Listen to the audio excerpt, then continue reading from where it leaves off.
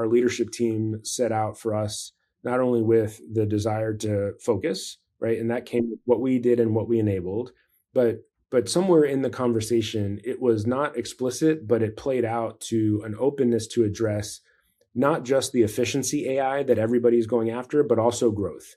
Growth AI as a balance to what you're looking at as efficiency also provides a statement to the organization that you're not just here to replace humans. In fact, that's not on the agenda at all.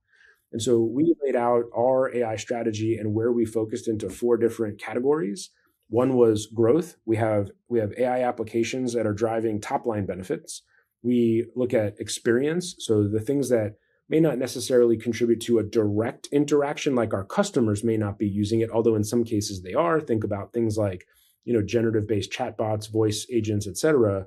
But all of the other elements that play into enabling a better customer experience are in play.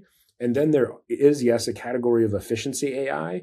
And we have found not just efficiency for the sake of cost reduction, but efficiency for the sake of 10xing our employees so they can be more productive and accomplish more that we couldn't do in the past. And I'll give you some examples of that. And then there's, of course, a whole foundational component where not just platforms, but agents and workflows all have to be put in place to support and enable not just the ecosystem I described, but also provide the enablement functions and features that people need to use in order to go build on top of. So you would say, hey, what's an example of an efficiency AI that isn't a replacement function for an employee, right? We have somebody who sits, I would say, in the middle of business and engineering. They work on our network teams. And what we found was through our monitoring of token consumption, he was one of the higher consumers of cost. Like we don't say higher spenders. We don't say token burners, whatever you call them. Like he's consuming more, right? Because our assumption is he's producing more. And so when you hit the top of this list, we go have a conversation with you and we say, hey, we're just curious what you're doing because there's probably goodness in education that we can then give to other people as examples of what they can be doing to be productive, right? Sometimes, we may find that they're not doing something they should, but then it becomes an enabling function of how can we help modify this a little bit to get you on a path to right, doing the same thing that you're doing. And so we went and talked to this one gent, and he says, let me show you something.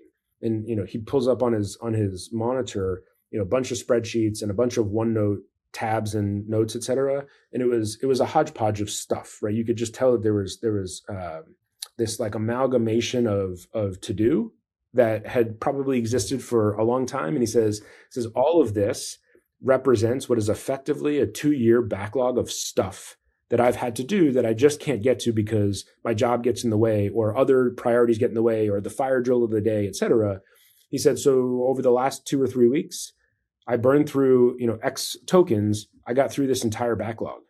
I said, the entire thing? He goes, the entire thing. He said, I woke up 2 days ago, I came to work and I had no to-do list. And then he looked at me and he said, do you know what kind of critical thinking you have to be able to produce to figure out what to do when you have no one telling you what to do? And I said, man, that's amazing. And so that's an example of a 10x employee that is now producing an output that we could never get from him before, even though he's a high performer, and now testing his limits because he's operating against no to-do list, no instruction.